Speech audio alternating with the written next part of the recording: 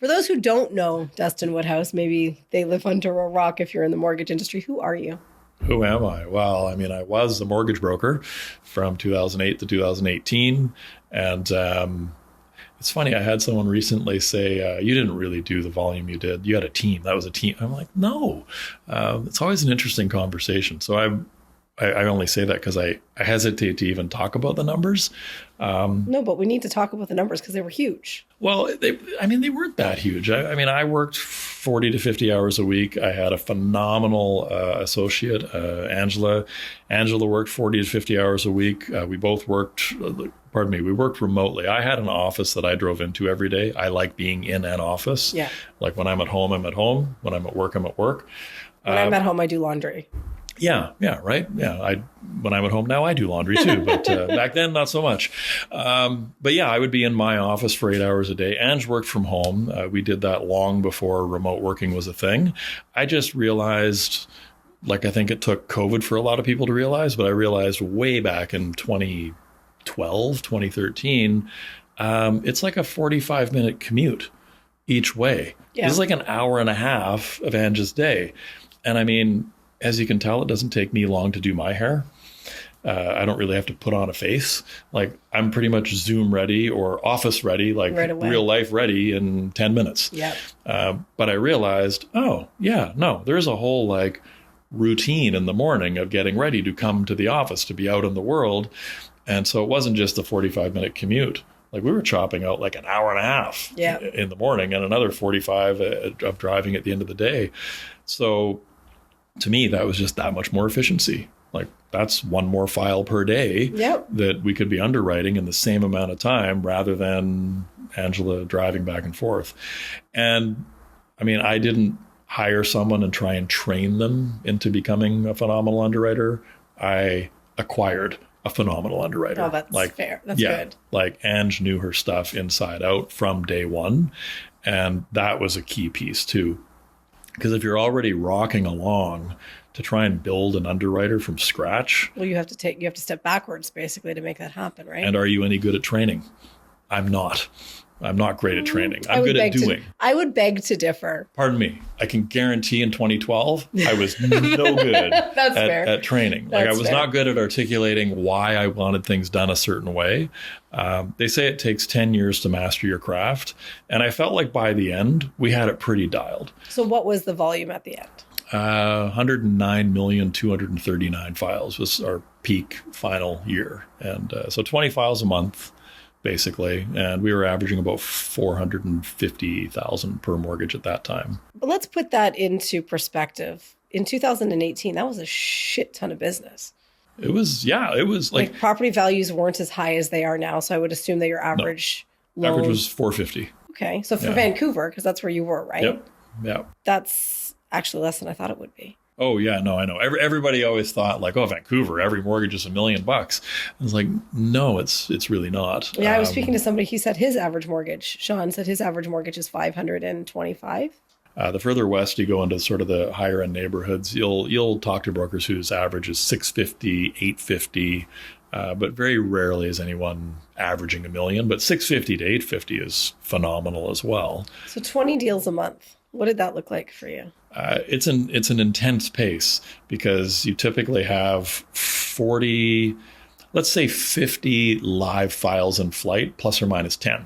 So somewhere between 40 and 60 clients who are expecting a daily update. I remember your Excel spreadsheet. In fact, I still have your Excel spreadsheet from 2012. And it was hard for me to stop using it. Yeah. You were actually using your spreadsheet. Absolutely. And I know I'd still be using it today because I still use a similar spreadsheet for the conference that I put together every year. It's a very similar spreadsheet. I guess if it's not broken, don't fix it, right? There's a reason Excel turned 40 last year because it just works. Like Excel clicks with the human brain in such a way that Did you create it or did somebody do it for you? Yes, I invented Excel. No. The spreadsheet. I'm just messing with you. I can put numbers in and play with it, but I couldn't it's that spreadsheet started with 9 columns. Okay. And it started because a gentleman said, I'm going to show it to Caitlin later. She's not going to believe it. It's legit. I mean, so I'm at an event. I'm 6 months into the business, and a gentleman actually by the name of Sean Cush, I still remember, he stands up in the room and he says to everybody in the room, whatever CRM you're thinking about using, you're probably going to spend a few years thinking about using it, and you're not actually going to do anything with it. And you're going to be 50, 100, 150 transactions, families, clients into your business, and none of their data will be anywhere. Yes. It'll just be kind of like everywhere. And so his big push was open Excel and put their name, their phone number, the lender, the rate they took, the date, like just put some basic information in there so that you're keeping track of it.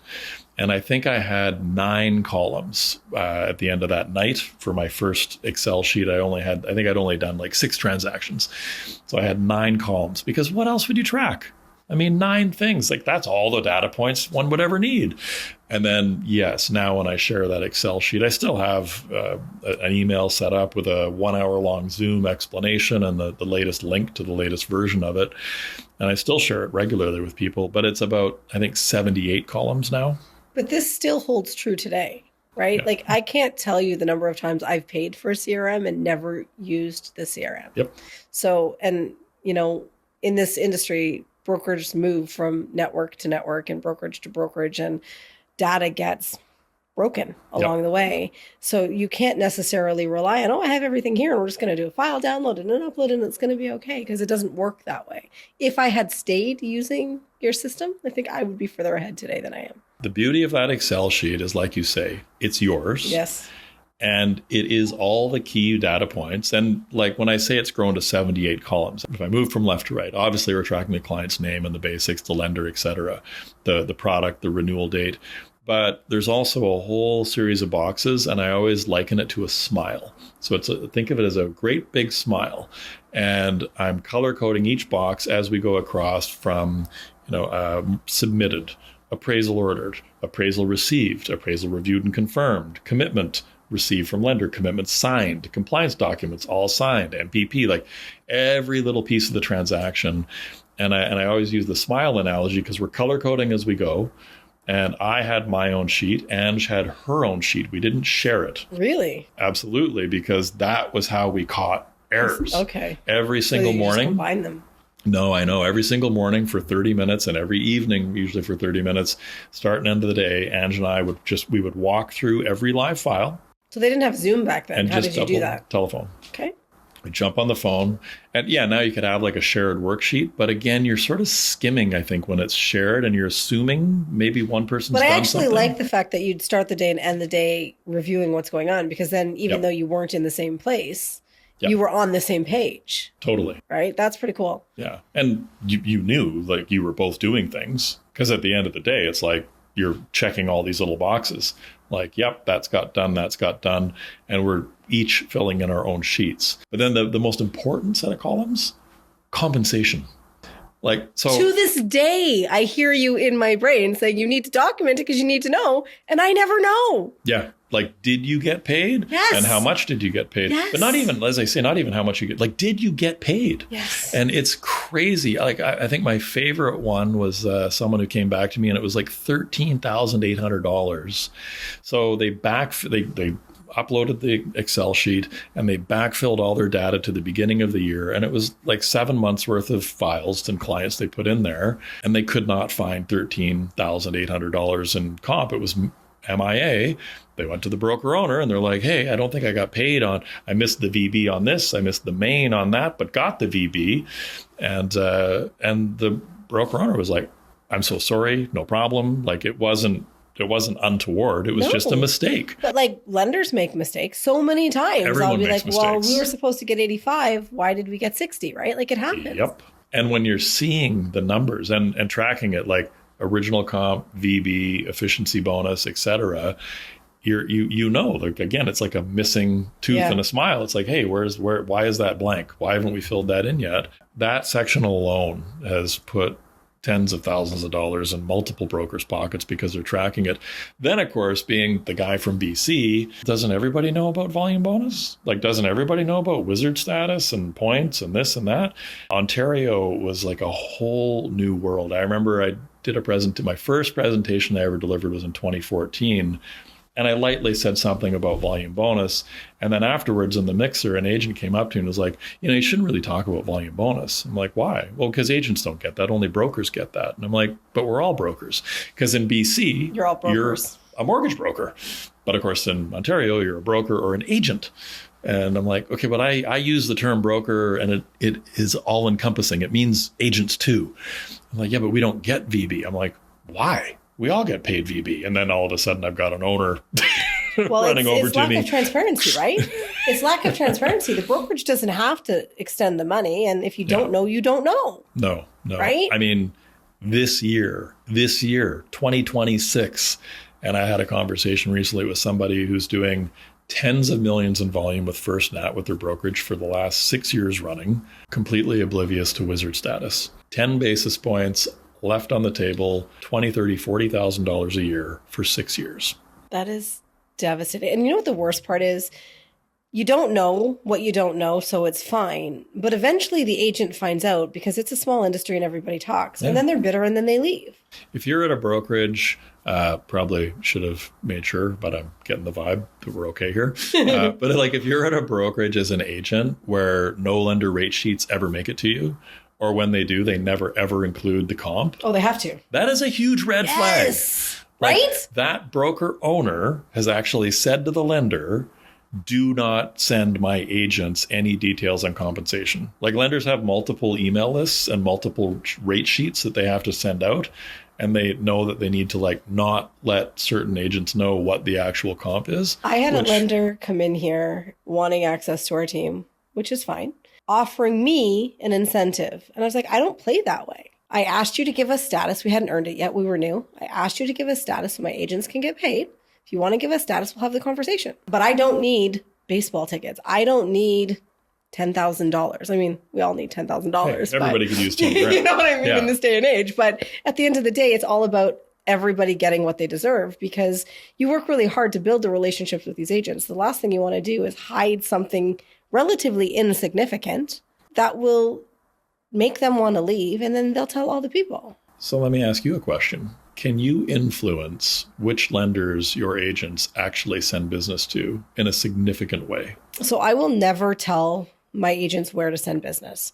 But even if you did, do you think you could influence 100%. Them? Oh, really? So we started the brokerage at the end of 2024. And when we got incorporated and we opened the brokerage, I went to all of the lenders and said, hey, I know we haven't earned anything, but can you give us status? Because if I can't have status, I can't recruit, right? 2025 for us was earning all of the status that was given. Yep. And we did. 2026, it's different. Now we're working on building relationships. So we'll keep the status that we have. We'll continue. But as we're growing, we're going to focus on individual lenders because I find that this market requires that. So we don't need 35 A monolines. We might need 5. Oh, for sure from that perspective. But let's say you've got your 3 banks, 3 monolines, 3 credit unions, 3 alts. Let's say there's 3 in each category. And that's the pool that you're primarily using. And then, yes, you have access to a 4th, a 5th, a 6th. But these are kind of your 3 primary that you're doing the most business with. And because you're doing that business, you do get some of those extra spiffs. And it just keeps the momentum going. If one of those 3 favorites comes in and says, hey, can you really lean on all of your team to only send bank business to our bank? I would never do that. I didn't think you would. But even if you did, do you think it would work? Do you think your team would be like, well, I mean, I think this client really belongs with Scotia, but Donna's really leaning on us to send it to X. So do you think they would actually cave? A lot of the times agents call me and say, hey, I have this client. They run the deal by me and say, where do you think I should send it? So influence. So I'd be like, well, it could go here or it could go here. If you know me, you know that I'm not a bank supporter. Yeah. Well, but we need banks, and they're very important for our channel. Don't get me wrong. Yeah, and there's a time and a place. Right? There's a specific client for a bank. I work really hard to get my clients, and I don't want to lose them because they do such a great job hugging the clients, right? Yeah. So I'm always going to support our monolines where I can before I go to the bank. And everybody knows that. But a monoline doesn't want to lose. No, they don't. They It's don't want to different lose their worlds clients now. at renewal either. But at the end of the day, monolines only deal with us. That's true. And if you build the relationship with the monoline, like I've had to pick up the phone and say, hey, I'm fighting for this client. I'm going to lose them to the blue bank. Can you work with me? And they'll be like, yeah, you know what? We can. We'll give you, we'll split the buy down with you or whatever we have to do. And that wouldn't work if we didn't show up and be honest. So now we get into an interesting aspect of it then too, because who owns the client, right? I think that's my agents own the client. Yeah, but see, the lender would say they own the client. The lender would say they purchased the client relationship from you with that commission. I would argue they own the client if the agent isn't servicing the client post-close. Which is very common. 100%. I'm guilty of it as well, right? Yeah. Like I went 3 years without talking to my database. It's my fault. Yeah. I sent them a letter saying, I am sorry. I think actually you gave me the idea. But I was like, I'm sorry, I haven't been serving you the way that I should, and I'm going to show up better. And then the communication continued. But we don't do that typically because I feel too many agents and brokers are transactional. And if you don't take the time post-closing, the bank certainly owns them. Yeah, 100% of the time. For sure. But that's my fault. But I'm pretty sure that every lender believes they have purchased that relationship. They're not renting it for the term. Yeah. Like they own them. So I like how our lenders are coming out with trailer models, which, I mean, if I know that a client is never going to move because that's who they are, I'll put them with a lender with the trailer model so that the lender can keep them because they're getting aggressive on renewal. The only way the industry would really see a fundamental shift around sort of the transactional nature would be if overwhelmingly lenders moved to a trailer model. There's a lot to be said for the virtues and benefits of a trailer model because now you are that much more invested with your clients on a regular basis. You're also building a book of business that actually would have a value. Yes. Because there is a residual income coming in every year. Because a broker's book of business otherwise, pretty tough to put a value on. I would argue that in this market, the conversations that we're having are different. In 2021 or whenever, it was just, oh, here, you want the best rate, here it is. Now we're talking about budgets and payments and affordability. Yep. And people say it's a hard market. I don't think it's hard. I think this is what brokering was meant to be. And we have to actually have the conversation and build the relationship with the clients to get to the bottom of it. Yeah, you know what? They do want a good rate. Everybody wants a good rate. But at the end of the day, Sally's hockey costs $450 a month that they're putting on a credit card because they can't afford it. So maybe a slightly higher rate with a longer amortization is going to give you the money that you need to not use your credit card to pay for hockey. That's right. I mean, the higher rate might equal a higher payment. But they're not going to get that with But it's not a higher payment because it's a longer amortization. So it's a lower payment. So you have better cash flow. And you're right, being able to walk somebody through that. Like I used to have a program. I call it a program. It wasn't a program. But I used to tell clients, I'm like, I have this program. And it's called the single parent program. And what it is your kids are, say, 3 and 4 years away from graduating high school with the group of kids they've been going to school with since preschool. And you're going through a marital split. One of you wants to buy the other one out. You can't really afford to make it work. Now, again, this would be more of a pre-stress test conversation because back then, Canadians qualified for way more money than they ever borrowed. How often did you come across clients that would borrow 2/3 of the maximum and say, like, we would never borrow that much back in 2014, 2015, right? But that's when you could buy a reasonable size house for $450,000. Agreed. It speaks partly to the price, but it also speaks to our propensity for debt. Yes. Like Canadians are inherently fiscally conservative, that we just are. We don't like to get ourselves into hot water. And so I would have clients who they would qualify to buy out the other spouse or their spouse and take over the home, but they didn't want to. It's all about graduation. We're just going to get from here to there, then we're going to solve. So you could sell the house today because you feel like you can't afford it and blow up your kids' lives, new schools, or new friend groups, everything else. Do you want to do that? Versus when you're doing the buyout, take an extra X amount of dollars. So if they felt like it was $1,000 a month too much, I'm like, well, you got 4 years. let's take $36,000, $48,000 extra out and park it over here. And now you've got that $1,000 and you're just paying the bank back with their own money. But it's a cash flow conversation. Historically in the Vancouver market, prices had gone up 4% per year, compounding every year for 40 years. And sure enough, like 2012, 2014, 2016, when I had those conversations, it always worked out better. Anyone who ever opted for that was so happy they did. And it speaks to what you're talking about today. What I saw during the conversations, COVID, right? What I saw during COVID was because money was virtually free. Like I think I was doing mortgages for 149 for 5 years fixed. Like it was free money. I'll use the house across the street from me. It's a row of townhouses. So on our side, it's singles. Townhouses across the street. One sold for $1,050,000. I live in Beamsville. So like there's no public transportation. It's in the middle of nowhere. Yes, we have wineries, but nothing else. $1,050,000. Bidding wars, all the things. They got divorced 2 years later, and that house only sold for $779,000. Yeah, we haven't experienced drops like that at all. Like nothing remotely close to that in the West. I mean, that's been an Ontario story. When the rates were free, it escalated the values of the houses, and people weren't thinking about what would happen in 5 years. But at the same time, you had the stress test in place. Yeah, so but the people stress were test capped on the amount they could qualify for. The stress test was based on 525 on a variable rate, unless you went fixed, right? I did not do one variable rate. I refused to do a variable rate mortgage when fixed rates were so low because I never wanted to have this problem because the jump would have been like, thank God I didn't. Yeah. But people just, the cars that people bought, all of the things, I think that COVID taught people that we're here for a good time, not a long time. Let's spend all the money. I did things maybe that I shouldn't have done too, but now we're sitting here and the conversations are so different. They can't afford what they have.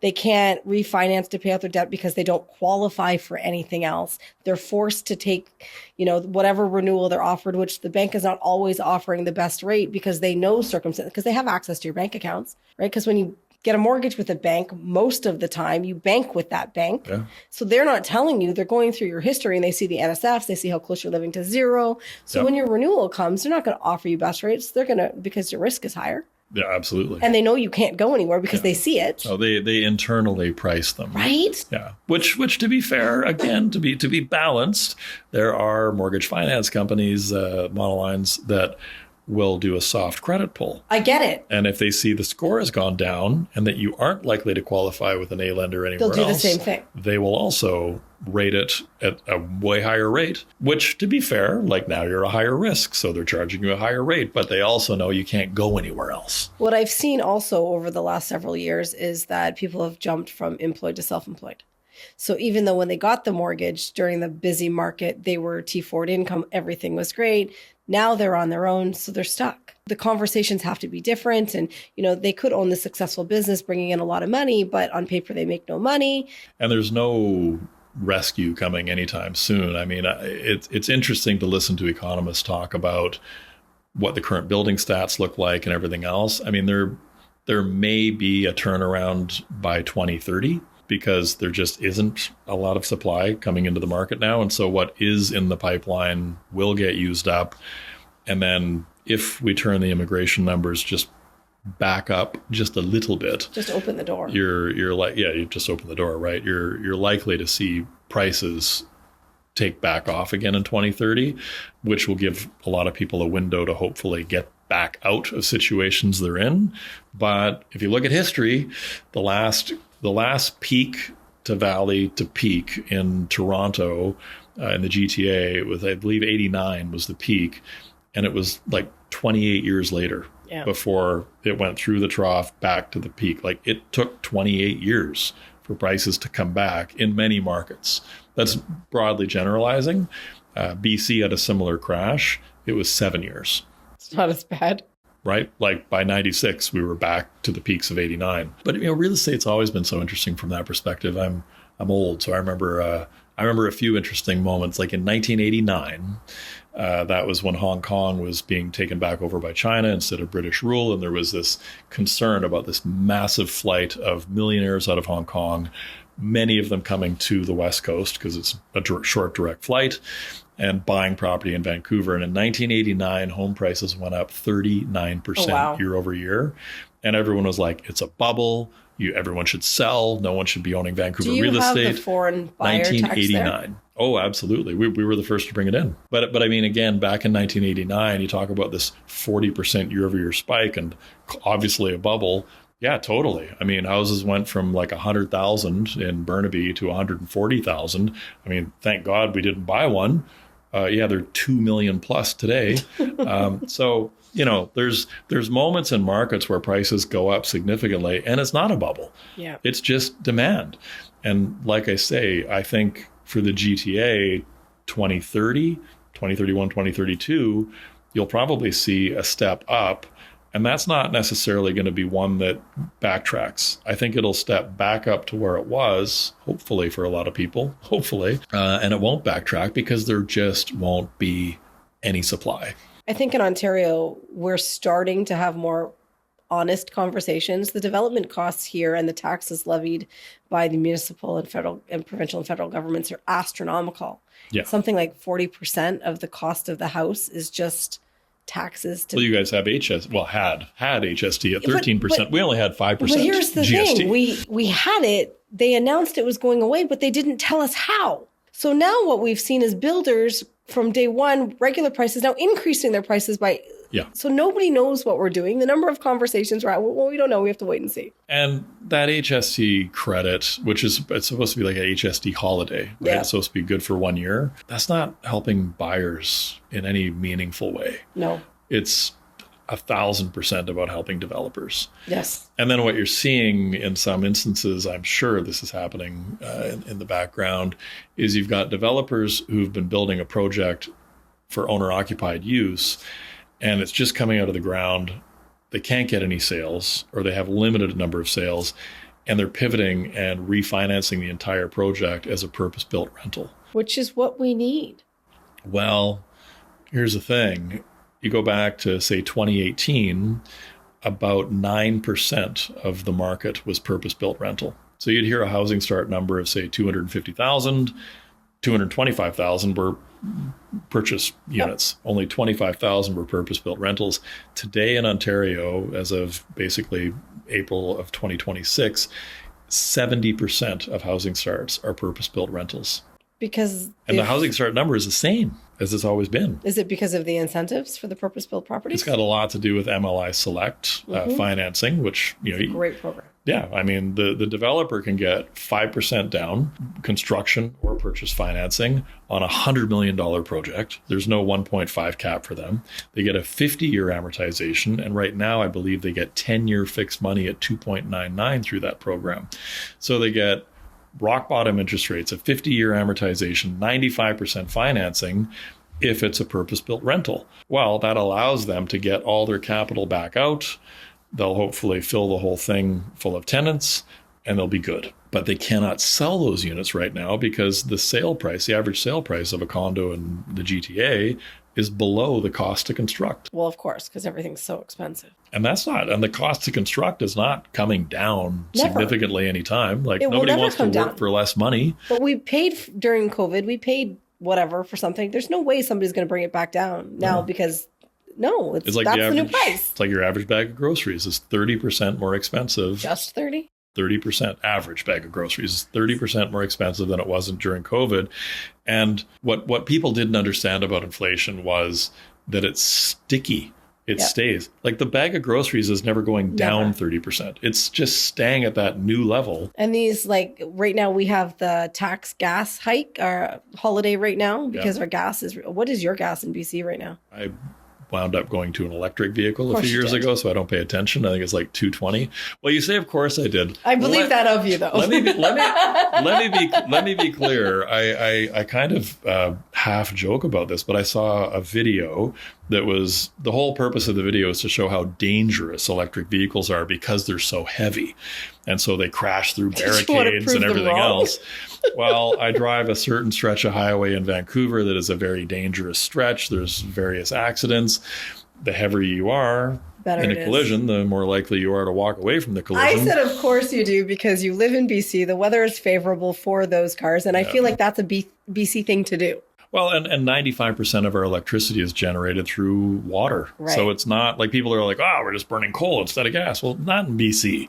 It's all run of river and hydroelectric. It's all hydro. It's all water generated power, 95%. So I put gas in my car this morning. And yes, I have to put the premium gas. It was $1.92 a liter. It's $2.12. I drove past the sign. Regular was $2.12. I wanted to cry. So I can only imagine. But the government needs to do something for affordability for everybody, and maybe removing the stress test. I mean, why do we need to qualify people at 7%? Like, no, it's ridiculous, right? Like, Canadians typically always pay their mortgage, right? They're going to not eat before they not. But there's a very famous clip of one of the past presidents of CMHC, the gentleman who brought the stress test in, and he responds to exactly the point you just made. Canadians don't miss mortgage payments.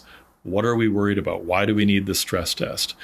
And his rebuttal to that was that exactly, they will make their mortgage payments, but they will not go out and buy new appliances. They will not go out and eat dinner out, and the economy will slow down. But that's what's happening. So the concept was to keep the economy going by not allowing us to wind up being, house poor. And he kind of doubled down on that with various different comments along the lines of, not everybody needs to own a home. Maybe people should be renters. I doubt highly that his kids are renting. I doubt highly that that's where that's gone. But that's also a problem in Canada, right? Like, the part of why a stress test came in and has been popular and probably will never go away is because it politically sounds good. So we're gonna limit people. We're gonna protect people from themselves. And people think, I'm fine, but you're not. And we all think this. We all think our neighbors are in over their heads. Guess what? Your neighbor thinks you're in over your head. Okay, let's go back to 2018. You are doing $100 million in volume. You've got a great system happening. Yeah, everything's amazing. Like, just keep on brokering and live a great life. So why the change? 2010, 11, 12, ring, ring. Hey, Dustan, I'm a new broker. Have you got time to have a coffee? Sure. I'm not good at saying no. That's, by the way, that's how most people wind up doing 100 million in volume, 200 transactions a year. They're just not good at saying no. They just say yes to everything and everyone and over and do a good job. And you wind up really busy. So I'd have at least one coffee where I would sit down and have the exact same conversation over and over and over and over. And I realized I should just put all this in a book. I've always wanted to write a book, but I'm not Stephen King. I'm not going to write like some amazing bestseller, but I could write a book about brokering because there isn't one. And then I got writing, and my working title at the time was 100 Steps to 100 Million. And more than a few people in my life said, dude, nobody wants to read a book that's got 100 steps to 100 million. Like, make it 5 steps. I'm like, well, it isn't 5 steps. Not possible. It's probably not even 100. It's more like 1,000 little things that you have to do. But anyway, I wound up writing the first book, Be the Better Broker, Volume 1. And the idea being, when someone phoned and said, hey, do you want to go for a coffee to tell me about whether I should become a broker or not? I could be like, you know what? No, here's a book. It's 50,000 words. It answers every question you're going to ask me about whether or not you should become a broker. People would read the book and be like, so, okay, like, I am a broker now because I read your book and I'm doing those things. But now I've got all these other questions. Q Volume 2, Volume 3. And I wrote those in the middle of closing 20 files a month, which was the right time to do it because you want something done. Ask a busy person. Fair. And I'm in the middle of all these files and I'm so immersed in it. The writing was easy because it was basically just like a Dear Diary. Here's what happened today. And part of that also flowed from being given the opportunity to give a presentation from the stage on brokering. And the first presentation I built in 2014 was like 350 slides. I had 1 hour. So we cut that down. I think I cut it down to 70 slides or something. But I had all this leftover material. And so I realized, if you're going to get up on stage, you better be doing things the way you're saying you're doing them. And you start to see all the different things in your own process that, not only can I not tell anyone I'm doing it that way, I really shouldn't be doing it that way. As I had this big slide deck and I delivered this presentation a few times, I realized this is the outline for a book. So that's when I turned it into the book the following year.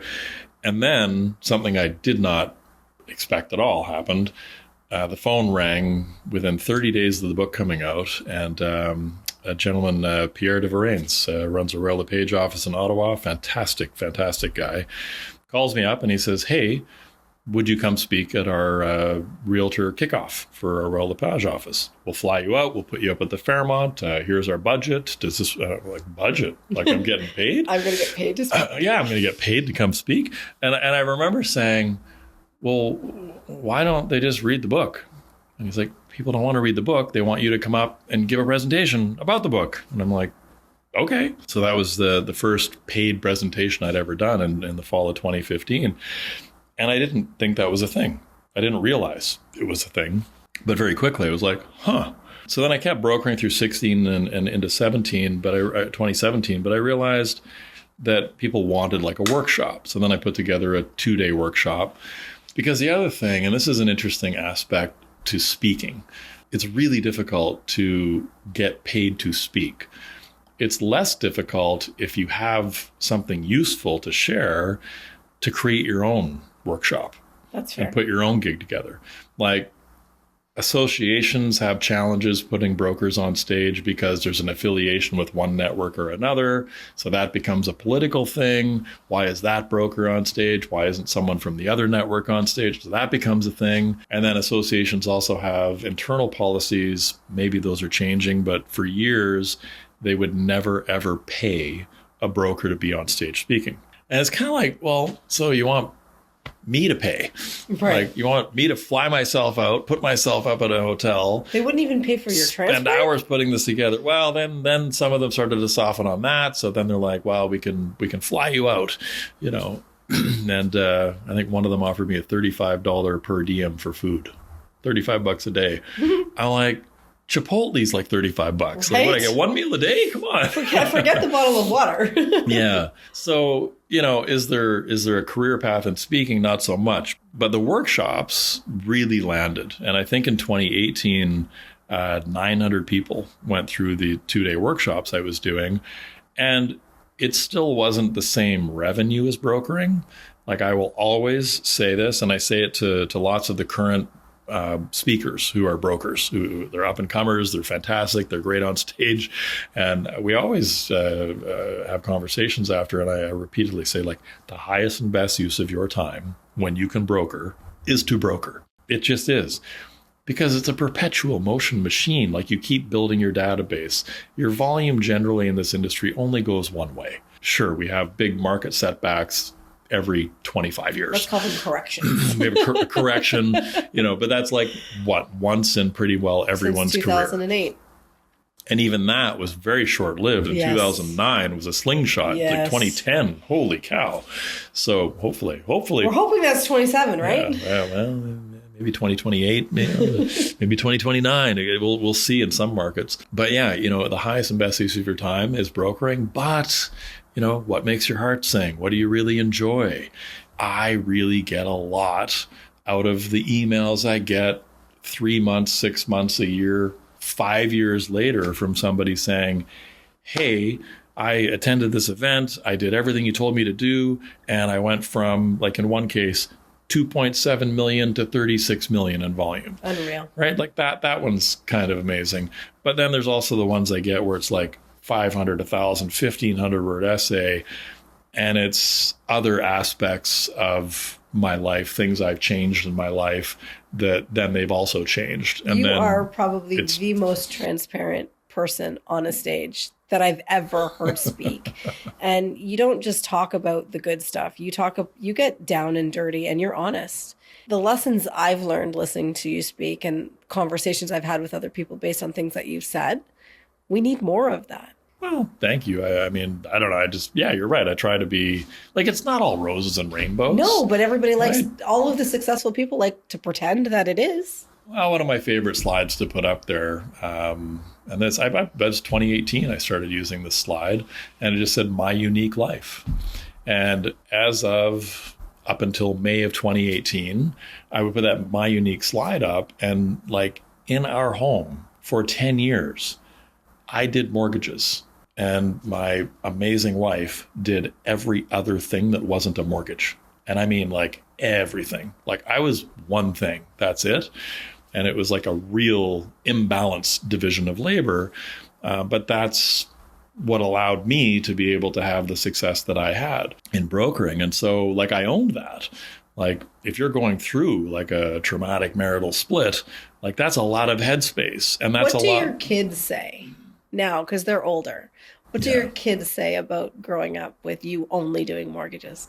They have zero interest in being in the business because I set a less than perfect example. But Adam is very proud of you. He's involved in the backside now. No, I recruit. One of my children, I'm able to recruit and pull them out to the conference. The other one is kind of when he's there, he's a supporter. Like, you do you, Dad, and I'm like, yeah, fair enough. Do they talk about how they felt or what that was like?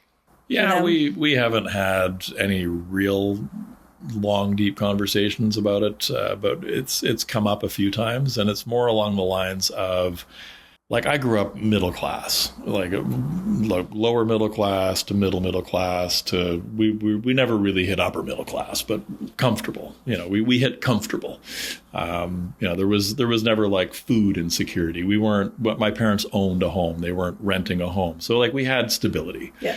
And when I say my unique life, actually, that's more what I touch on, frankly, is, look, I'm a 6'2" straight white male, born in 1971 in Canada, English speaking as my first language, stayed in the same community from 1984 to 2018. I was working with clients who I'd gone to junior high school with. They'd be like, Dustan? And I'm like, Greg, how are you, man? And good thing we weren't jerks to each other in school, huh?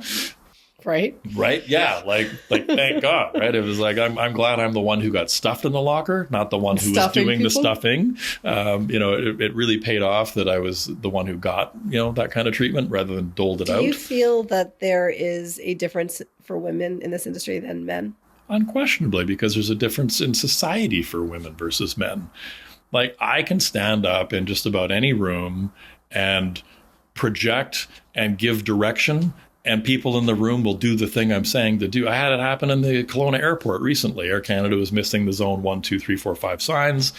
They just weren't getting people organized, and there was this like milling herd of people. And I just said, all right, everyone, the ribbons are here. There's no signage. This is 1, 2, and I just told everyone which lines are getting, and like literally watched 150 people reorganize themselves. And I'm not saying a woman can't do that. There absolutely are women who can do that. But I think, again, product of 1971, not a lot of women, certainly for a number of years, were conditioned to be that person. Like, is there such a thing as dad guilt? Like, I know for me, mom guilt is real. And my kids are at that age where my daughter specifically is a master manipulator. She would be great in sales. But I feel so guilty because I'm gone all the time. Before I go to the dad guilt thing, let me close the loop on that airport story. So I was sharing that with a friend recently, and she's much smarter than I am. And I was sharing that story, and she was like, well, yeah, you realize that when a job posting is put out and there are 10 things that this job posting requires, the median woman will not apply for that job unless they have at least 8 or 9 out of 10 of those boxes ticked that the job posting requires. The average man will apply for that role as long as they have 2 out of 10. Is that a confidence thing? Or? It's to do with conditioning, where we've been trained all the way along that we'll just... They stop reading after the first 2 and forgot them. Well, no, it's that we'll learn on the job. Like, we'll figure it out. Okay. We'll just figure it out. We'll figure it out. And like in life, I mean, all the women I know are phenomenal. Like, they figure everything out as they go. But for some reason, there's like your inside life and the way you live inside your family and with your friends and everything else. And then there's the outside, the professional life. And that's where the confidence difference is so dramatic. And I know top producing brokers, like $100 million hitters, who at family dinners to this day, their mother will say, dear, are you sure you don't want to go back to the bank? You get the pension and you'll have more security. Like, you know, and their parents and their family don't have any idea how much money they're actually earning. But yeah, like that. And that doesn't get said to boys. No. It doesn't get said to men. It just doesn't. And I think parents are doing a way better job now, maybe than they were a couple generations ago, about like, you can do anything you want to do.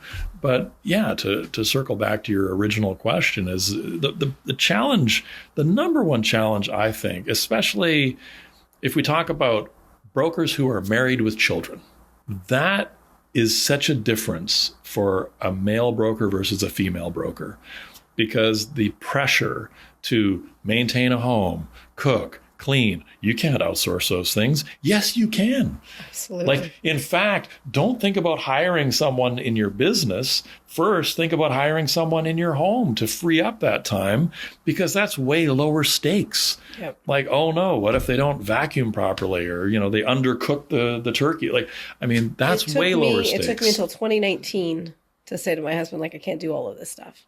2019 from 2008. The standard is different in my house, though. And I can't imagine, like, my husband worked shift work. He was gone every other weekend, worked nights, worked days. He's a police officer. My kids have never said, but you missed every other weekend, Dad. But they say to me all the time, oh, today, when I was getting ready to come, because I'm heading up north, you're leaving again? You haven't even been home a week. Yeah. Why is the standard different? Yeah. And because they love you. More than my husband, who feeds them, does their laundry. Like, come on. Kids love their moms more than they love their dads. I hear this. I have this conversation all of the time. And, you know, I was telling somebody the other day, when I started in this space, there was like 20 of us women in the room. And now look around, it's half of us are women, which is great. It's just, it's a little bit of a different standard still, I think. Well, I've attended a couple of the women's conferences, like women's only events. Yes. They're not, hey, guys, they're not women only events. Like, you're allowed to be there. But yes, it's like very much female centric. And I've gone because I'm thinking to myself, there's stuff probably getting said there that I should know. And I don't want to say anything triggering on a podcast, so I'm not going to. But like, there was a woman who got up and shared something so personal, and I'm more enlightened on that topic than I used to be. So I understood the depth of what she was sharing, and she shares with the audience. And then afterwards, I ran into her in the hallway, and I said to her, like, I know you would never have shared any of that at any other event than this event. And I can't tell you how glad I am that I was here to hear that, because I need to take that message back to like my team, because I always call men my team, and my team disappoints me in so many ways. But we also are oblivious. I've been to that and we conference. Don't know stuff. I've been to that conference many, many years, and it's one of the best ones out there. And you're right. A lot is said in that room that is not said anywhere else. And it's unfortunate. Yeah, it's one of those things where, like, yes, we should know, but no, we didn't get taught, and we haven't been informed. And, you know, it's a lot easier being a man. So you left brokering, and then you went and you had a stint with a network. Well, yeah, that was an interesting one. I was having a coffee during the summer of 2018, and I got asked, what do you think of these three different potentials for the president of Mortgage Architects? And I said, well, hey, man, I appreciate your value my opinion. I said, they're all great. I said, but I'd do better. And you want a job?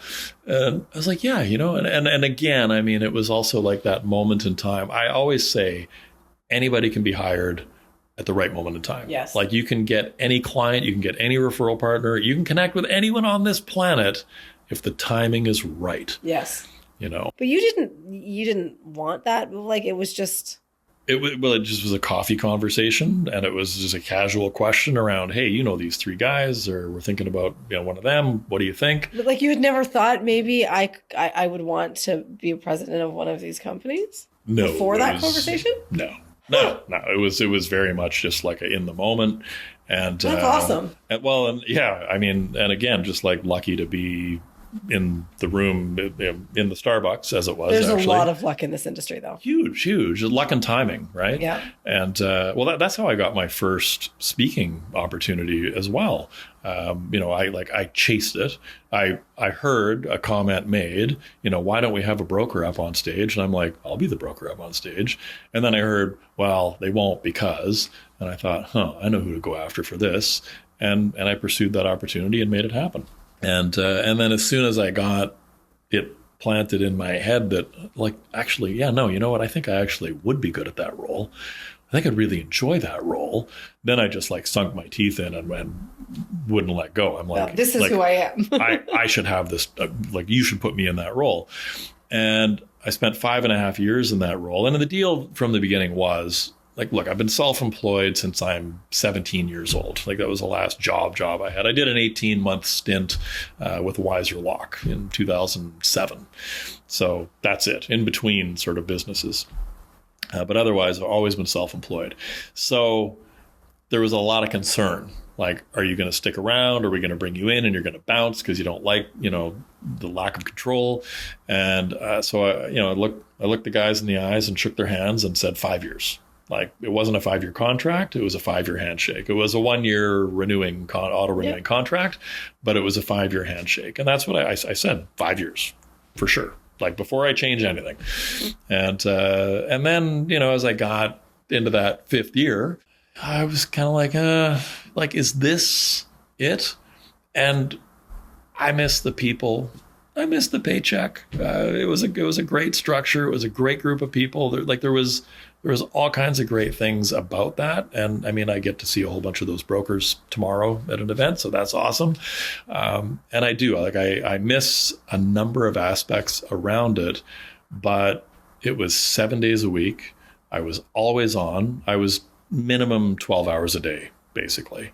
And people will be like, yeah, but you skied every weekend. I'm like, yeah, I got up at 6 a.m. I worked until noon. And then I would go ski because I'd get angry with myself noon. It's going to be 1 o'clock by the time I get there. Did you live in Whistler? I lived in Squamish. So which is how far? 45 minutes. That's not terrible. So at noon, I'd kind of snap. I'd load everything up. I'd be skiing by 1 o'clock. You could ski till about 4:30 or so. So I'd get my 3.5 hours in, post a video. People just assume you've been skiing all day, all weekend. And then I'd go back. I'd be back at my desk at 6 and I'd eat dinner at my desk, work until 9 or 10, and then repeat Sunday. And so, yeah, I skied all weekend. Not a great life. I also worked 20 hours. And that was me. It wasn't management saying you need to do this. But the challenge around a full service brokerage, when you've been a broker and you've got 2,000 agents, we grew from 1,200 to 2,000 over those 5 years. That's incredible growth, by the way. It was nuts. Kudos to you. Well, I mean, again, really great team. 100%. And, kudos to my man, Jason, who was a relentless man on the telephone, dial. He was unbelievable. So there's a lot of other people that deserve a shout out, but I'll stop at one name.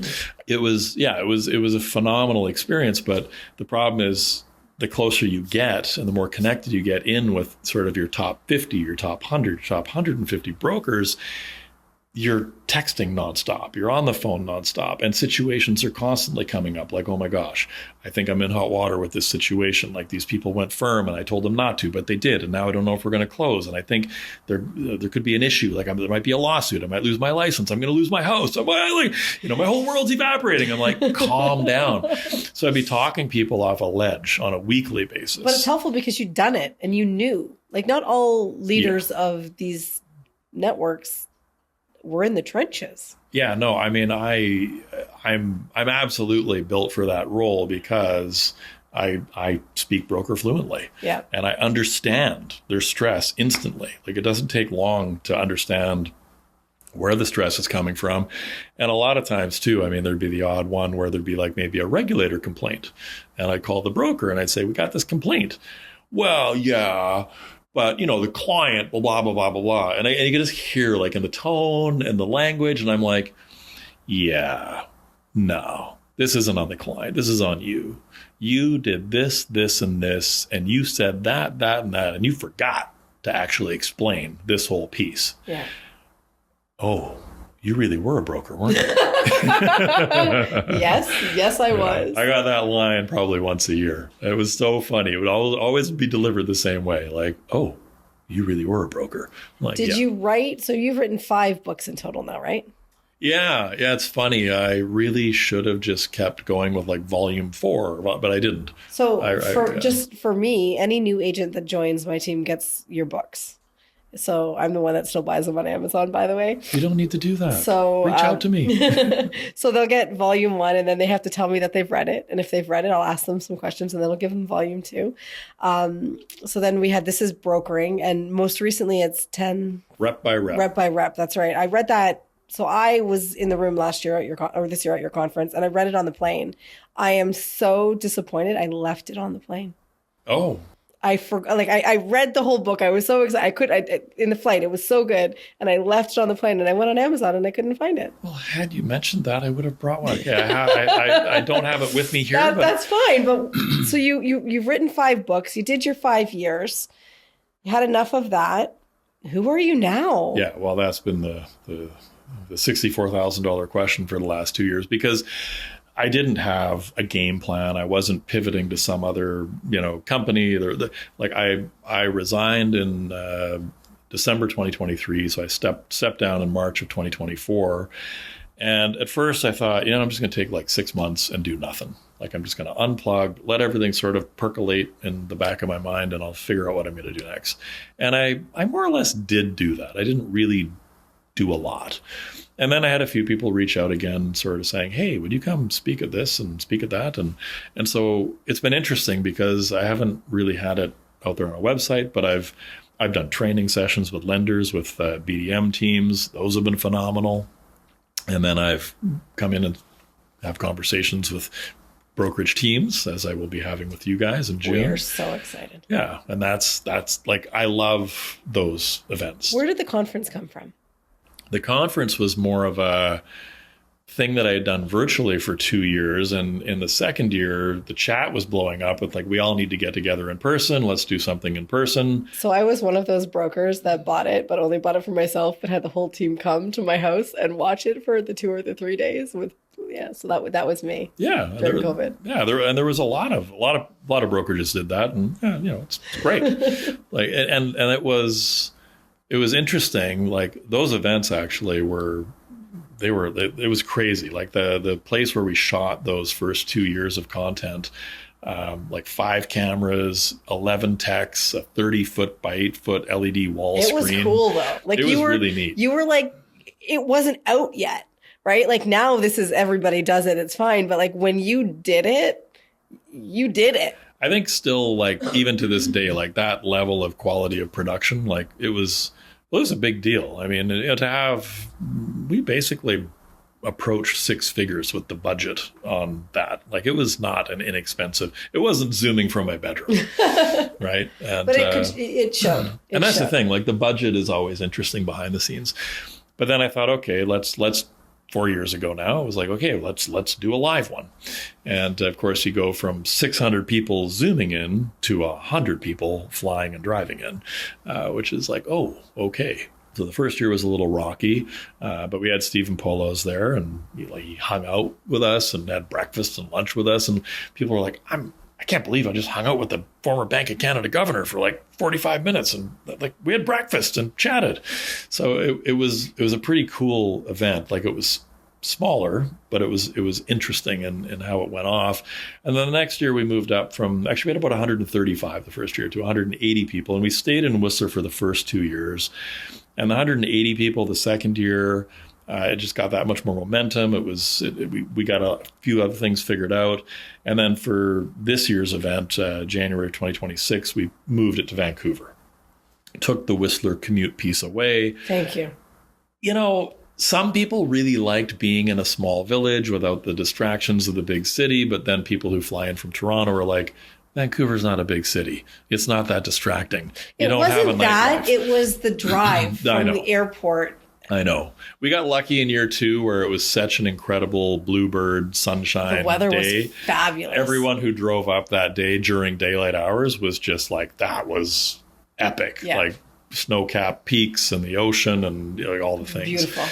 So I'm glad we did do it the way we did it. But yeah, now we're in Vancouver, period. We're 20 minutes from the airport, much simpler. But again, that was more of just what it's turned into, and it is kind of what it started out at, is how do we get 150 to 200 brokers together, top performers who like sharing ideas with one another, and limit the supply side, like the lenders, the insurers, et cetera, to maybe 40 or 50 seats. So that if you walk up to a group of 5, 4 out of 5 of them are brokers. And 4 out of 5 of them are producing brokers or on their way, like they're on a mission. And at the very least, they're open to sharing. Well, they're there because they want to grow, if they're not. Yeah. And I think that's what the community has become. And, we have people coming back for the 4th year in a row. Like over 100 of the attendees are 3-timers at this point. So 2027 will be my 3rd conference. There you go. And I say to anybody, you have to prioritize these things, because I think what works best for you, and I'd like you to explain it, is the no cell phone rule that you have. Yeah. Because I've never been to an event with all of these mortgage professionals where people are fully dialed in and engaged. And I think it's your rule. What is it? Carter House rule? Well, so we have 2 rules. With the Chatham House rule, the Chatham House rule is a rule that it's a rule of engagement with meetings where you can share what you've heard, but you can't attribute it to anyone. So you can't say, Dustan said, and that was a big one for the first year we had Bob Urbanovich, the CMHC chief economist, and with the Chatham House rule, so nobody could quote him, so he spoke freely. The man spoke unbelievably freely. And I'm like, this Chatham House rule's kicking ass. Now, as it turned out, he was retiring 6 months later. He had nothing to lose. I think that was also a part of it. But it was a great talk. It was a great presentation. And I think there's a couple things. So yes, the second rule, I've been calling it the Woodhouse rule. It's kind of a joke. But it's, like the stats are real that if you see someone's cell phone 10 feet away from you, your concentration is broken because you're now thinking about your phone. And so even just seeing a phone out on and it lights up or whatever, or you feel the vibration in the table 8 feet down the table, it distracts you. Yeah. And you miss potentially a golden nugget that's being delivered from the stage. And the speakers we bring in, there's a mix there, but they're either big dollars, big influence, or big dollars and big influence. Like there's quite the spread, I think, of content too, right? From economists to, PhDs in psychology and whatnot. So there's a little bit of everything in there.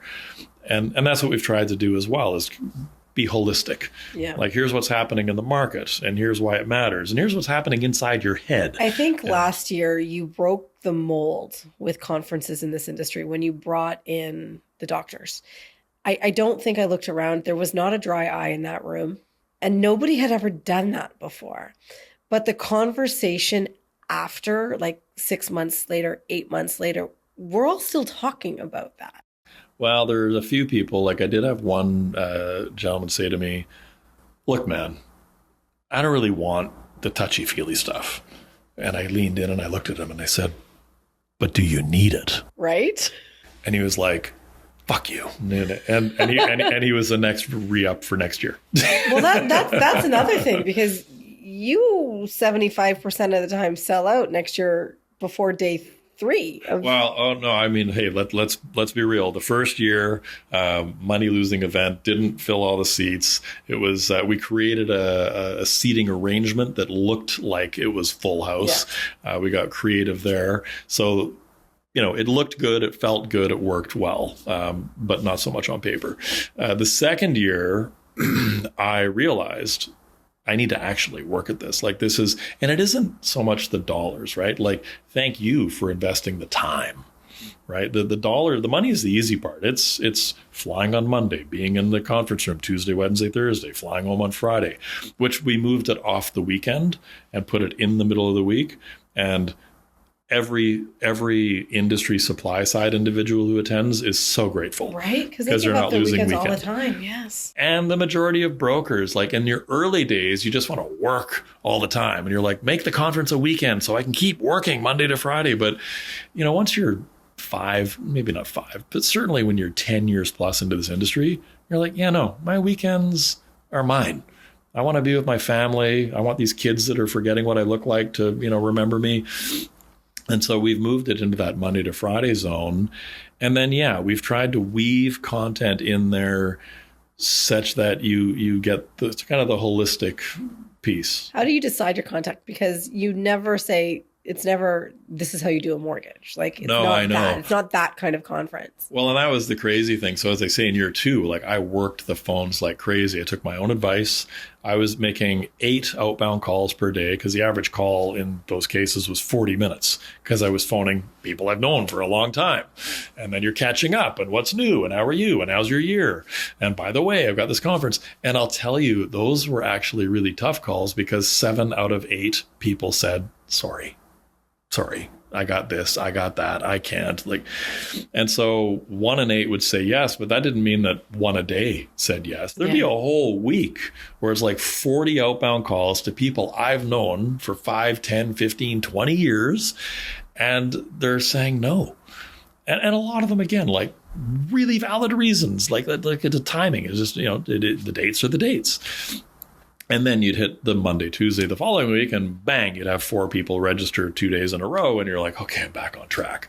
But it was work filling those seats in the second year. And then, the third year, this year was when it broke out. And we were sold out in May of 2024, or 2025, pardon me. We were sold out in May of 2025 for an event happening in January with no agenda. And this year, I think the only reason we still have, I think we've got about 32 seats left. And the only reason we have those seats left is I've been living on an airplane and living out of hotel rooms since the conference, and I haven't made my calls.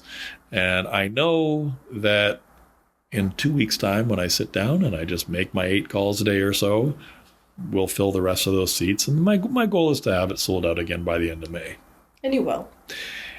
I will, because I see the list already of who I'm calling. And a lot of times it's about talking about what's it going to be next year. Yeah. So we were maybe a little too warm and fuzzy 2 years ago. But then we pivoted maybe a little too far the pendulum the other way, where we had 4 different economists speaking this year. I'm going to say it. They all had the same message, but delivered it differently. And I appreciated the fact that there were 4 because I took something different from each of them, even though they said the same thing. It was delivered different. So I heard it differently each way. So I was not upset about that. Well, thank you. That's just my 2 cents, whatever that's worth. Well, and we got really good feedback having sort of the deconstructed panels, having like I liked that. Actually, I did an event in Windsor with our team and I copied you, and it was probably the best one that we've ever done. Because to have a 12-minute one-on-one conversation is so much better than a panel where people are sitting twiddling their thumbs for half an hour without saying anything. And so I think what we're going to do is go deeper with individual brokers on that. Okay. So we'll have a conversation about that. And I get myself in trouble. Well, I think that there's a lot of brokers who have gone through really interesting things, either a significant health issue and hung on to their business, or they've sold a book of business, or they've bought a book of business. And what did they learn along the way that they can share in sort of a Chatham House rule environment where, it's just us having our private talk, and tell us really, how did that really go, right? And or unleashing an AI agent and having a problem, how did that really go? I could speak to many of those things, as you know. So I saw that you were in Australia, was it? You're doing speeches around the world now. And Ireland. Ireland, okay. Yeah. Tell me about that. Australia almost happened, but then I was like, is this a good idea? That's a long flight and quite the time zone change. And what am I doing? Ireland, there's a valuable story there, and it is the one who asks gets. So be prepared and ask. Put yourself out there. Like, tell people what you do. Tell people you're available to work with them. So it was literally like 3 weeks before that trip, and one of the speakers for it's the International Mortgage Brokers Federation. I think I got that right, IMBF. And it's a group from all around the world, actually. So there's the UK, Ireland, Australia, New Zealand, South Africa, I believe, had a representative, and Canada, and the US. And we all just get together to compare notes and talk about different stats on the industry composition and that sort of thing. And anyway, yeah, they at the last minute said, hey, can you speak at this thing? I was like, I would love to. Sounds great. So I represented Team Canada and gave a presentation. But that wasn't the one that I wound up with the video clips that showed up on social media. I finished delivering my presentation, and the Irish group that was really organizing the whole thing and hosting it, two of the principals from that organization were like, that was fantastic. Thank you so much. You were great. We really enjoyed that. And I knew they had another event for Irish brokers happening the next day. And I said, well, hey, if anybody, cancels on you last minute for tomorrow, like, I'm in town, I'm around. And they look at each other with kind of like oh. And sure enough, one of the speakers, her child had gotten quite sick and she couldn't leave, so she couldn't jump on the plane. So they had a spot to fill. Yeah. Good for you. Which you kind of wonder, like, so why couldn't Dad be home with the kid? Well, nobody's as good as Mom. Well, and you know what? So I'll circle back to that real quick. So what was interesting is all of a sudden they're like, yeah, you know what? If you can be on stage at 10 a.m. tomorrow. So I took the presentation and kind of reworked it a little bit, because I don't think I've ever given the same presentation twice. And then there was an AV team there that I connected with, and away we went. So I came away with some actual video clips on a stage in Ireland, which was kind of neat. But here's a fun little story for you. 2016, I believe it was. So I'm at my office, I'm brokering away, and I get a phone call, and it's my wife at the time, and she says, hey, just want to let you know I'm sitting at the emergency with Adam. We think he's broken his wrist. We're waiting on the x-rays to come back. And I said, okay, well, let me know how it goes. And I got meetings for the rest of the day. I'll see you at home tonight. Okay, click. There's virtually no mom that hears that story that is like, I'm panicked. How are you not out the door on your way to the ER? And I'm like, well, he's there with one parent. He's in the ER. Like, he's not in the woods needing a helicopter. Like, he's already been x-rayed. He's already seen the doctor. It's a broken wrist. Like, he'll survive. I got calls to make. I got meetings booked. And am I insensitive? Probably. But am I also conditioned a certain way? Absolutely. I've been conditioned a certain way. I've been on the road 100 plus nights a year for years. That's just something I had to deal with. What's the trade-off? And it wasn't 100 for, when they were younger, it would rarely be more than 20 or 30 nights. And even in my previous business, it would be 20 or 30 nights. But still, again, you talk to a lot of moms, to leave your 1-year-old, 2-year-old, 3-year-old, 4-year-old, 5-year-old, doesn't matter. Like 1 to 16, let's say, to leave them for 3, 4, 5 nights straight and fly to Europe to go meet with suppliers or something, not happening. I left my daughter last year for second day of a cheer competition to fly back to the MI gala. Did my daughter not get a concussion and I wasn't there? The first competition I wasn't at, and I'm sitting at this table in Toronto, hopeless, right? Yeah. And like, if it was 1982, you wouldn't have known. No, because there's no cell phones, there wouldn't right? have been no one to get. There's no way to get a hold of you. 100%. Yeah, even 1992, you wouldn't have known. I'm so glad I grew up when I did, because there's no evidence. All right, so you killed it in the mortgage space. If I do say, I never worked under you as a leader, but you were an incredible leader of the network. And now I'd be remiss to say you're the best facilitator that we've seen in the mortgage space. Well, thank you. I mean, there are others that are getting there, and maybe one day the conversation will be different.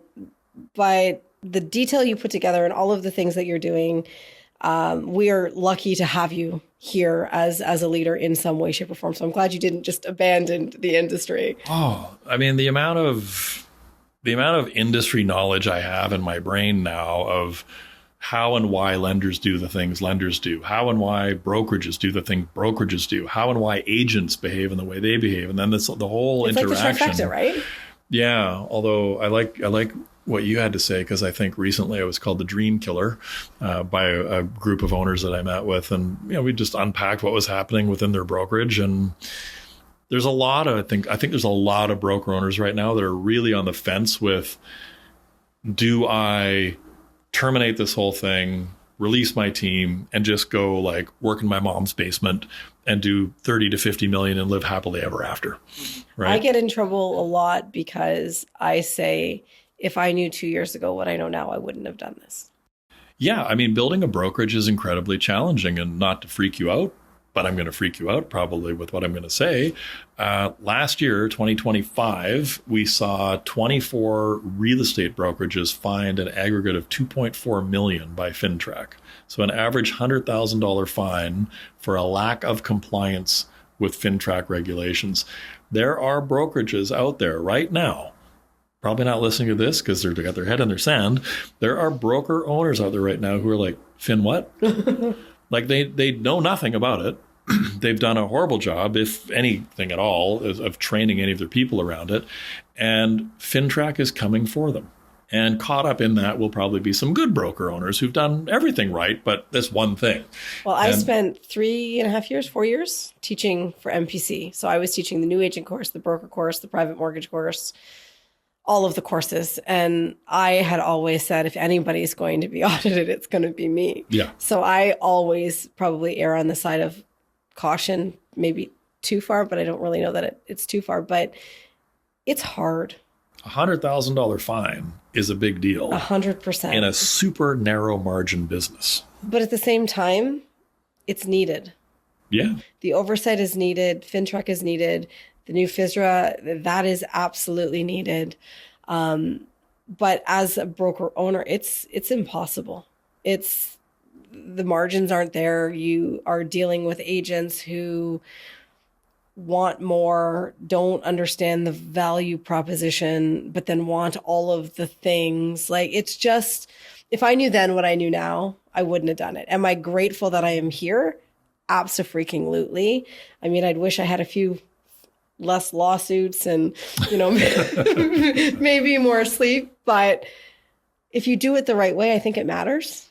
And the team that we have here, I was just saying to somebody yesterday, I think there are 45 of us now. If we didn't grow in people and only grew in volume, we'd be killer. Because I can't wait for you to meet us all. Because we are an incredible, I went away in March with some of our agents. They came, I had a house and they came and we stayed together for 10 days.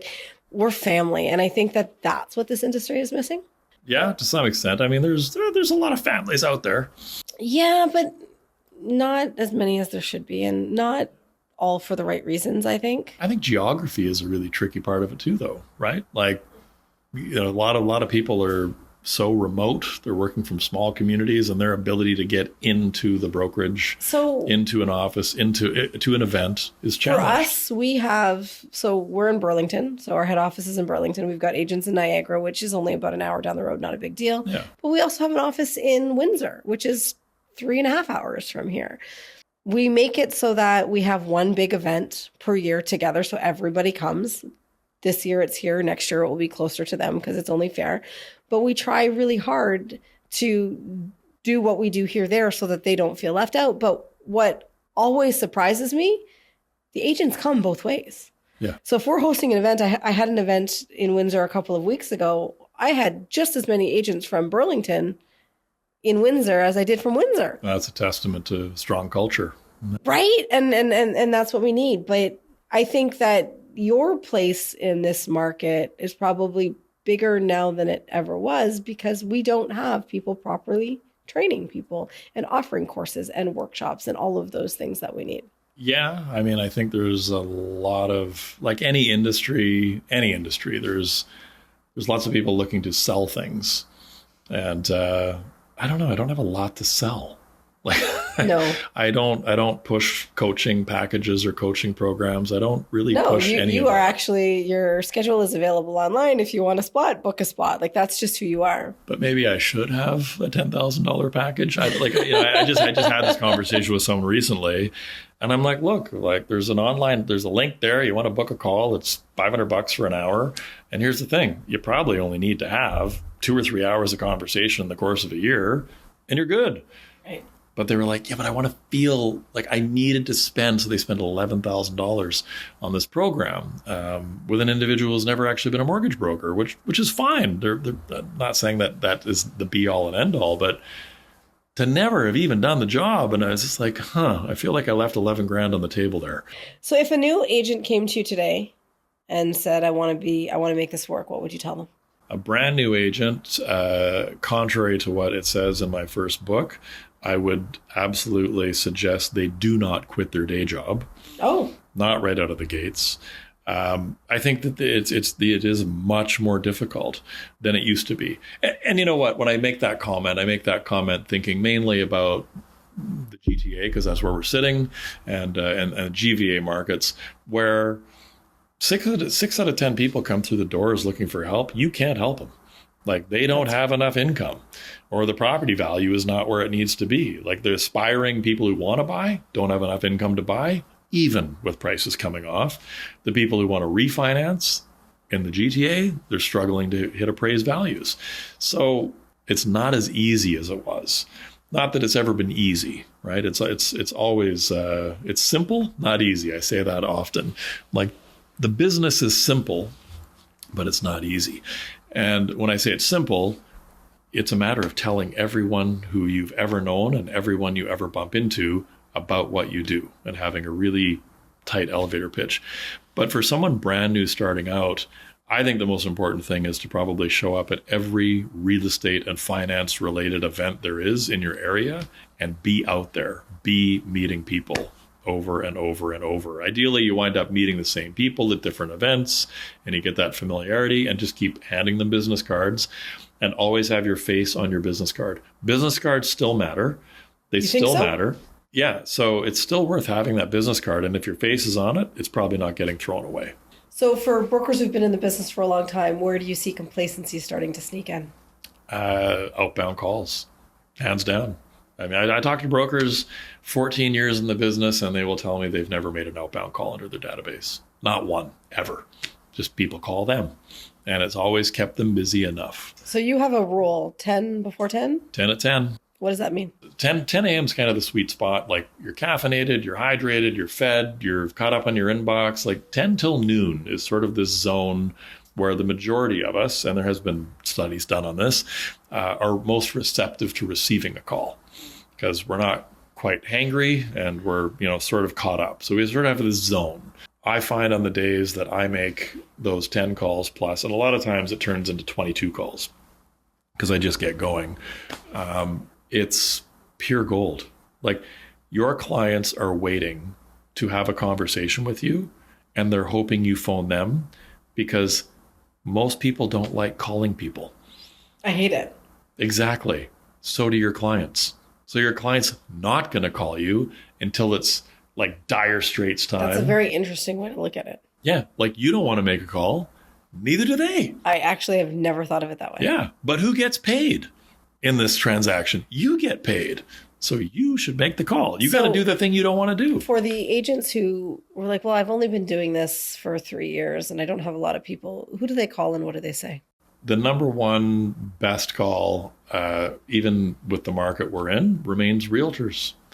And not to get together to have a coffee. If you have time to have a coffee, you're doing something wrong. If a realtor has time to meet you, a brand new agent that hasn't even closed a file yet, for coffee, that realtor's got nothing going on. And so I'm being a little harsh there. I mean, exceptions. You're not wrong. Exceptions to every rule, I suppose. But no, the goal is not to have a coffee with them. And in fact, my scripting was kind of that blunt. When I would phone realtors, I'd say, hey, and I would usually call the realtor on the listing side of a transaction. Okay. Those are the realtors I would call. But again, I mean, you could just start calling the top realtors at the 10 different real estate offices in your area. And again, the scripting for me was pretty true to who I am. And I would say, hey, Donna, I see that you've got a sign out in front of XYZ address. Love that property. I'm a mortgage broker. I'm not actually looking to buy that property. Not yet. Maybe if we close some business, I can. I'm not phoning to ask you to coffee, lunch, a game, nothing like that. I am someone who is at my desk all day, every day. And if you need a mortgage broker who's actually at their desk all day, every day, who actually answers the phone, I'm your guy. I'm already working with someone. Thanks. Click. You actually almost never hear that. Really? Yeah. Yeah. Everyone thinks that every I would realtor. assume that if you're a top producer, you already have the guy. There's a constant churn. Okay. There's a churn. I mean, I had 13 realtors that I worked with right up until 2018. And I didn't. I spent a lot of time training with Todd Duncan from the US. Sure. I trust selling. And I went to university, I did all of the things. He says you only need 5. Totally. Yeah. I really boiled down to 3. I had my 3 key realtors. Now, the numbers on that, though, typically, which is very important to know, if you're a top producing realtor, you're probably closing 50 ends. And if you're closing 50 ends and you have a super tight relationship between the broker and the realtor, the broker at best will see 10 of those. 1 in 5 is like phenomenal. It's abnormal. More realistically, you're going to close 1 in 10. So if that top producing realtor closes 50 ends a year, you're going to close 5 mortgages from that top producing relationship. And so many brokers get that wrong. Brand new agents, they get that wrong. Oh yeah, no, my best friend's a realtor. They do like 50 deals a year. I'm going to do 40. Like, no, you're not. You're not. Nice. And your friend is probably not being honest with you because we're Canadian. So we're more polite than we are honest. And your friend is probably not telling you that putting an entire paycheck in your hands when you've never closed a mortgage in your life, they're not going to do that. No. Like, this is a $10,000, $15,000, $20,000 commission plus. In a market where there aren't houses for sale and people aren't buying houses, is it still worth calling realtors? I think it is because, again, the market we're in, more than ever, you have to be an alt. You have to be a skilled alt broker. Like, you need to understand the B space, understand the alt space. It's not the future of brokering. No. It's the present of brokering. It is brokering right now. And so there are tons of realtors with, as you've just mentioned earlier, newly self-employed or long-term self-employed clients who haven't had a mortgage in 15 years, pre-stress test. Back then, it was way simpler. And now, good luck. Or, they qualified on salaried income 5 years ago, but now they've sold, they've bought, they've never missed a payment. They have great credit. Like, what's the problem? And they're not doable on the A side. They're not bankable. Mortgage finance company won't look at them. They're an alt client. Alt A. And alt A, right? Or even into the B space. And the realtor doesn't have a connection. Because a lot of realtors' connections aren't brokers, they're bankers. Right. Because there's been, a little program or whatever. Owner says that the TD rep in the, Sure. Yeah. Like the banks have an established rep inside that office. And again, it's funny because brokers think, well, I'd call that real estate office down the block, but the bank has a rep in there. They do not do all the business. I don't care if there's a bank rep in the office. I care if there's a broker in the office. If there's a bank rep, it's fair game. Even if there's a broker in that office, 50% of those realtors will never deal with that broker because they don't like them. Oh. They don't like them. That's fair. I mean, people don't like me. Shocking. I know, right? How's that possible? Yeah. Everybody probably loves you, but no, I have a long list of those who don't, my friend. See, there you go, right? So I would show up at real estate investment events, and a new broker would show up and be like, "Oh, you're here." I'm like, dude, half these people will never talk to me. Right. Some people don't like chocolate. They want chips, right? Like, you're not going to be everybody's. Yeah, that makes sense. Yeah. Salty, sweet. Talk to me about your event tomorrow. Well, I mean, short notice if anybody's listening, or probably if they're listening, they missed it. It won't come out before then, but I want to know, like. So we'll talk about what happened. Are these things, I assume you're going to be doing more of these? That is a good question. It's the first workshop I've done in many years where I sort of put my own thing together, and I've got 6 hours worth of content. We're talking about the 10 at 10, who to call, what to say, what does that look like? I mean, it's a 2-hour long conversation about having an 8-minute telephone conversation. There's a lot of meat on that bone. Talking about hiring and firing, humans versus robots. So should you build an AI agent or should you hire a human? And I've got probably 40 pretty thought-provoking questions. 10 of them for sure are going to be questions I don't think anybody will have thought of, just around, what does it look like to hire someone? Like, this is an example. I had a conversation recently with a broker saying, yeah, I'm going to hire an underwriter. I'm like, okay, whereabouts are they going to work? Are they working remotely or are they coming into your office? Oh, yeah, geez, I hadn't thought about that. Well, you need to think about that. And if they're coming into your office, are they coming in 9 to 5, Monday to Friday? Because I don't think you're always there Monday to Friday, 9 to 5. Well, no, I mean, I like to golf a couple days a week. And I'm like, so you're going to take off and go golfing and leave this person there. So I assume you're hiring someone fully trained. You don't need to train them. Yeah, well, I guess I should look for someone fully trained. And do you actually have 40 hours worth of work for them to do? On top of what you're already doing. And what are you going to let go of? And like, have you thought all that through? Freaks. We are control freaks. Yeah. I mean, that's probably the number one challenge brokers have. It's a personality profile deficit, is we are not great at delegating. When I realized that done is better than perfect and I don't have to do it all, yep, life got so much simpler.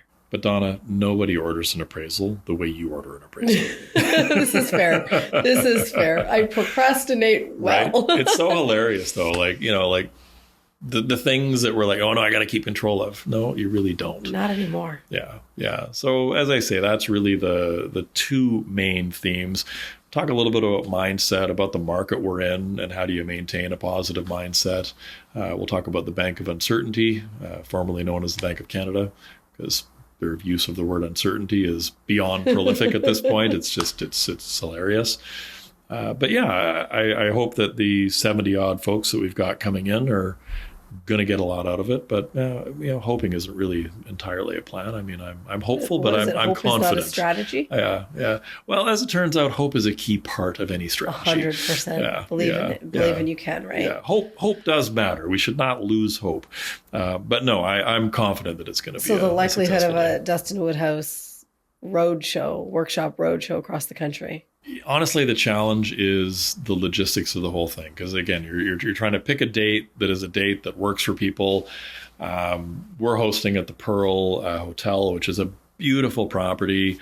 It's an incredible lunch, which means spendy. So there's that aspect of it. So you kind of have to get a certain number of people in the room to even just cover the costs. Yeah. So that's its own challenge when you're putting on an event in a nice space, which it's nice to have a nice lunch and be in a nice space. So I kind of skew towards that. That's one piece of it. And then availability of dates for different venues. So I signed the contract on the only day in the first 6 months of the year they had open. Oh, wow. April 30th. Well, depending on which group you're with and what else is going on, turns out there's not one, but 2 other events happening on April 30th. Wicked. So, but you still have 70 people coming. I do, but there's been like 30 people who've been like, oh, you know what, I'd be there, but 100%. I got to go to A, I got to go to B, and and could we all do a better job coordinating around industry events? We could, but everyone's going at the speed of business.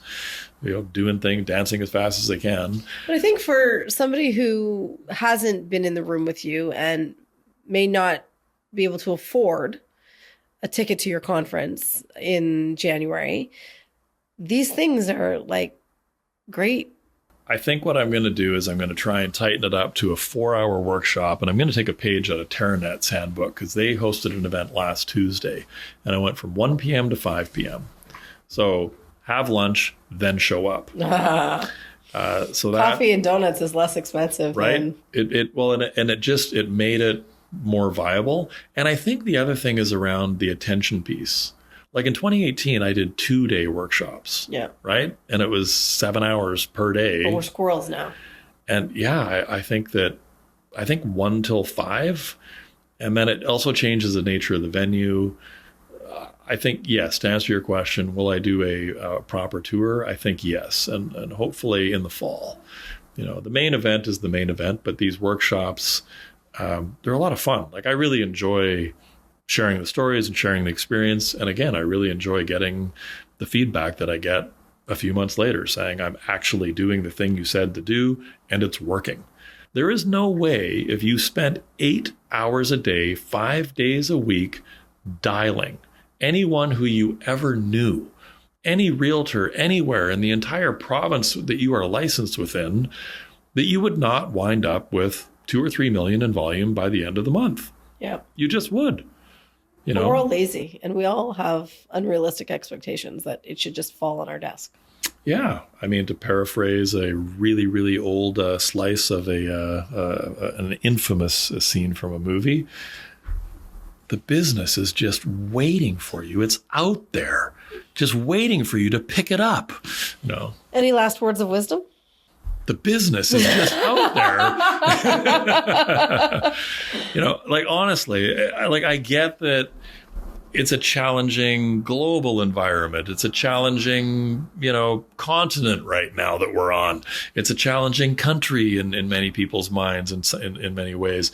And it's a challenging market. Like, there's a lot of things that are challenging about just being a human being in the world right now. But at the end of the day, as a mortgage broker, you help people have their dream come true of owning a home. You help people keep that dream intact of them hanging on to their home. You help them achieve another dream of refinancing, pulling some equity out and starting a business. Like, we are in the dream business, and it's a little nightmarish some days, but still, like, we have a real purpose in society. And I think it's phenomenal, the role we get to play. And no, AI is not taking us out anytime soon. I mean, it is a highly regulated space. It is an incredibly complex space. And in that complexity, there's a ton of opportunity. Okay, so we're here to stay. For the foreseeable future, absolutely. Excellent. Yes. And you would still encourage people to consider mortgaging or brokering as a career? I think it's a phenomenal business for the right person. And I use business all the time, not career. It's a business. You're opening a business. You're going to have overhead. There's going to be costs. I mean, you want to become a barber, you're going to go to school to become a barber. That's like $20,000. I say all the time, where can you open a business for $1,000? Yes. Plus, call it $2,000 a year in fees. Yeah. Where? No to make more money than a doctor. Yeah. Like, where? Show me. Carry no inventory. Right? No shrinkage. No. Like, I mean, You are your own worst enemy. No breakage. Like, nobody's dropping drinks and it's phenomenal. Where can people reach you? BeTheBetterBroker.ca or .com. And how can they buy your books? Amazon or Audible. Yep. Are they all on Amazon? Because I didn't see the new one on Amazon. The new one, Rep by Rep, Reputation by Repetition, is hopefully going to be on Amazon by June 1st. And I've updated it significantly, and you'll get one of the fresh copies hot off the press. Yeah. Love that. It should be out there by June 1st. So BeTheBetterBroker.com, books on Audible and Amazon. Anything else you want to share? Just thank you. I really appreciate this. I'm honored that you took the time. I know how busy you are. And hey, I thought we were going to have a 15-minute chat, but I talk too much. So here we are.